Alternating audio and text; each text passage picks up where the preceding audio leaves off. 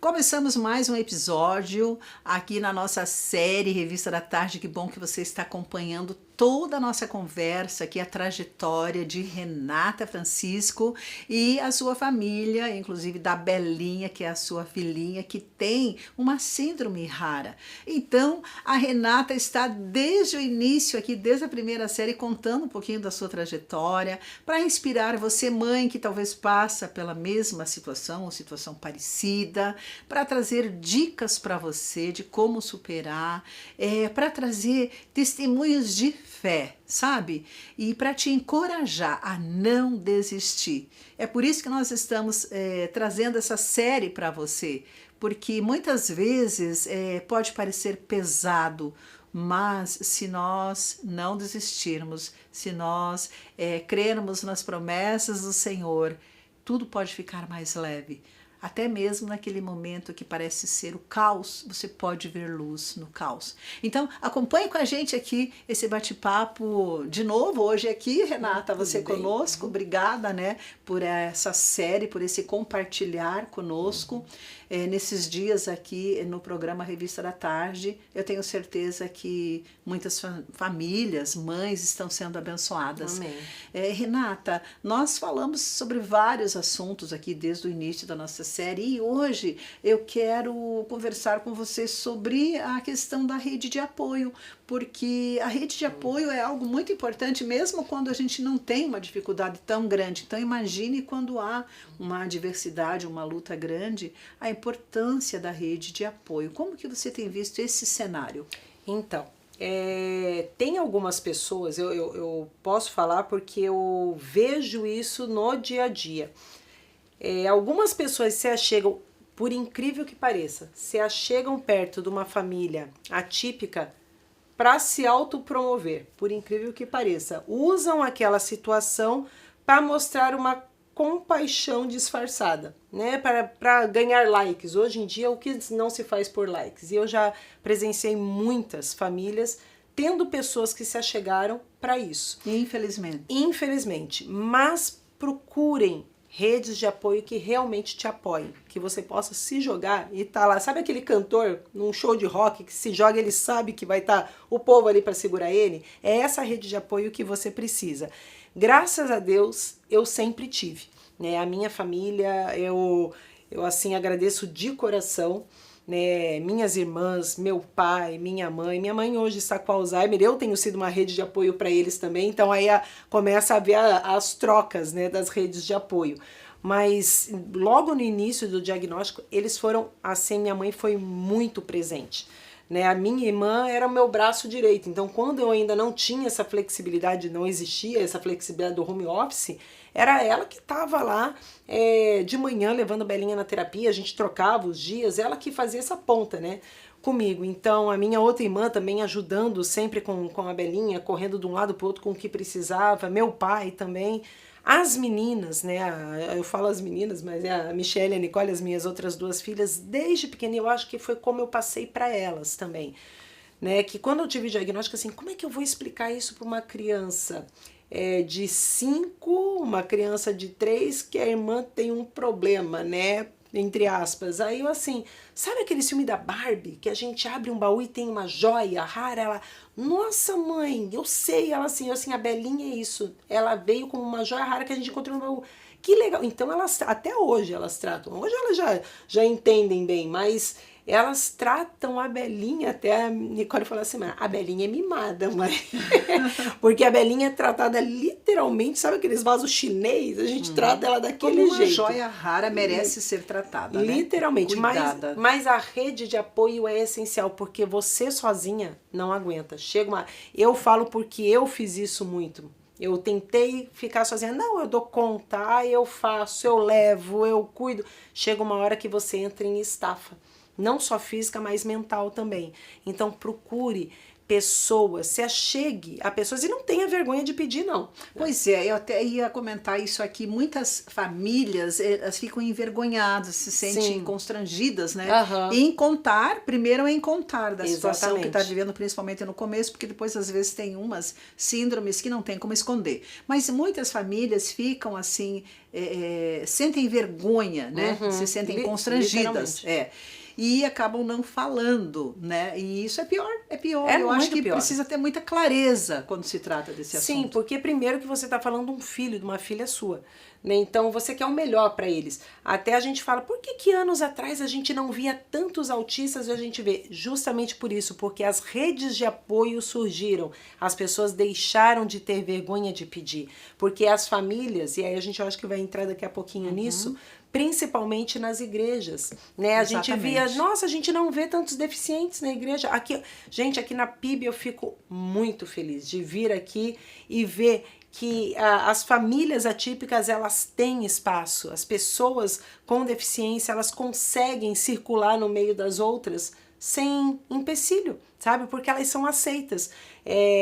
Um texto que eu fiz anos atrás em parceria com uma amiga minha, da Lila, que também é do editorial, a igreja tem que ser rampa de acesso. Amém, isso mesmo. Nós temos que ser rampa de acesso para os outros, porque como que eles vão se achegar a Cristo se nós não formos esse meio para que eles se acheguem? Então, a igreja tem que ser rede de apoio também. Amém. Uma rede de apoio poderosa. Sim. Penso eu que é o papel da igreja, né? Ser essa rede de apoio, apoiar, trazer essa inclusão e trazer esse apoio também para a família, né? Que não é só a pessoa que tem a deficiência ou que está com a deficiência, e às vezes é momentânea até, né? Precisa ser apoiada e ajudada, mas a família, toda a família. Sim. Então, a gente não pode ser, a igreja não pode ser que nem os discípulos foram com o cego, né? Que ele pedia para Jesus curar e, não, fica quieto, não. Aí quanto mais nós, famílias atípicas, a gente tem que ser que nem o cego. Quanto mais fala pra gente não pedir, é que a gente pede. Isso mesmo. A gente tem que pedir ajuda. A gente tem que ser aquela mão estendida, é aquilo. Em seus passos, o que faria Jesus se encontrasse uma família atípica? Esse tem que ser o papel da igreja. Então, bom, é interessante falar sobre isso para quem está nos ouvindo aí, né? Interessante entender que a igreja pode ajudar, a igreja Sim. tem esse serviço de acolhida, né? Porque primeiro acontece como uma acolhida, não é mesmo?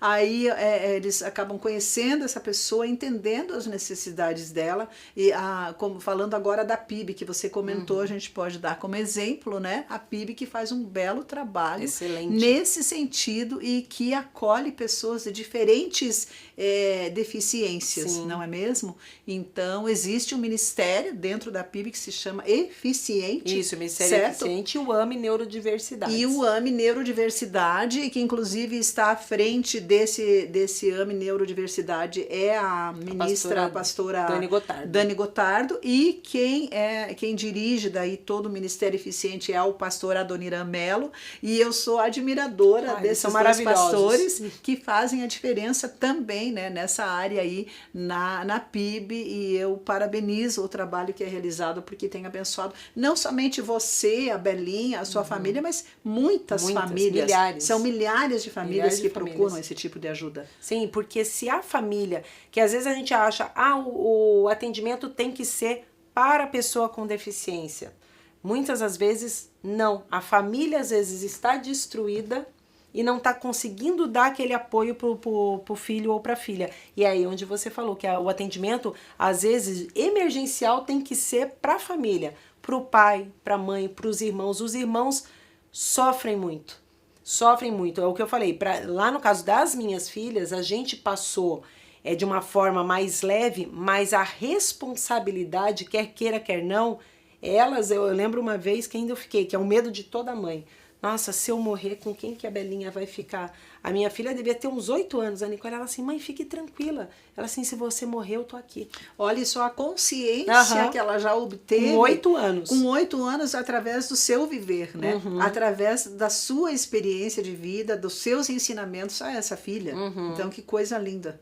Então, é a responsabilidade. Então, a gente tem que pensar na família como um todo. né, esse suporte para a família como um todo. Maravilhoso, olha, eu realmente parabenizo as igrejas que têm desenvolvido esse papel, infelizmente não são todas, né, mas ainda bem que ultimamente as igrejas elas estão alertas para isso também, antigamente não tinha-se Não tanto, se abria nem o assunto.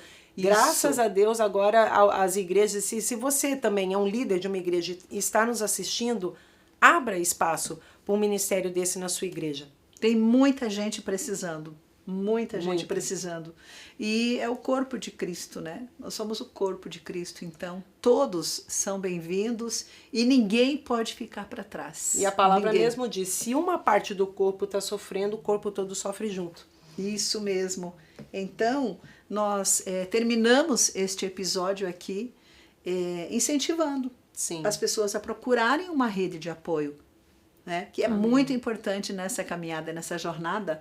E Renata, eu agradeço mais uma vez por você estar comigo hoje aqui. E amanhã tem mais? Sim, amanhã com nós certeza. vamos continuar. Amanhã você vai se emocionar conosco, eu tenho certeza. Porque temos uma surpresinha, né? Nem vamos contar agora. Não. Obrigada, minha querida. Obrigada então, a você. amanhã estamos juntas de novo aqui para mais um episódio da nossa série Revista da Tarde. Eu chamo agora um muito breve intervalo e já volto com uma mensagem para o nosso coração. Em um mundo onde cada segundo conta, a Ótica Disque Óculos chega até você trazendo a experiência de visão perfeita diretamente para a sua porta. Ótica Disque Óculos, sua ótica o tempo todo. Eu quero compartilhar com você um trecho de uma mensagem que li aqui no devocional Pão Diário. Inclusive, esse livro aqui faz parte da campanha Deixando a Vida Mais Bela, que é o assunto que estamos falando aqui em nossos episódios da série Revista da Tarde. E essa mensagem muito bonita com o título Realmente Vivo, ela é do autor Win Cooler e fala assim: era a semana após a Páscoa e nosso filho de 5 anos tinha ouvido muita conversa sobre ressurreição. Ele sempre nos questionou, geralmente com perguntas difíceis de responder. Eu diria que ele estava seguro no seu assento atrás de mim. O garoto olhou pela janela, pensando profundamente e se preparando para me fazer uma pergunta, disse: Papai, quando Jesus nos trouxer de volta à vida, estaremos realmente vivos? Ou apenas vivos em nosso pensamento?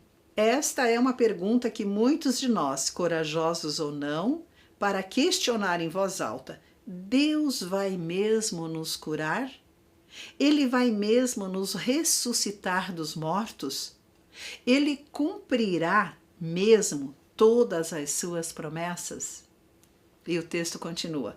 O apóstolo João descreve nosso futuro como um novo céu e uma nova terra, como está escrito em Apocalipse, capítulo 21, versículo 1. Eu convido você para ler essa passagem bíblica e a refletir sobre isso. E eu te pergunto, onde você experimenta a morte em sua vida? Se Deus promete que a morte está condenada e que nós realmente viveremos, de que maneira isso renova a sua esperança? Que tal orar assim: Deus, tu disseste que a morte acabará e me prometeste uma vida verdadeira. Obrigado. Nós vamos ficando por aqui com o nosso episódio de hoje e eu convido você amanhã para a nossa última parte da série Revista da Tarde aqui com Renata Francisco. E eu tenho certeza que amanhã você vai se emocionar muito, viu? Tem uma surpresa para você. Deus te abençoe e até amanhã.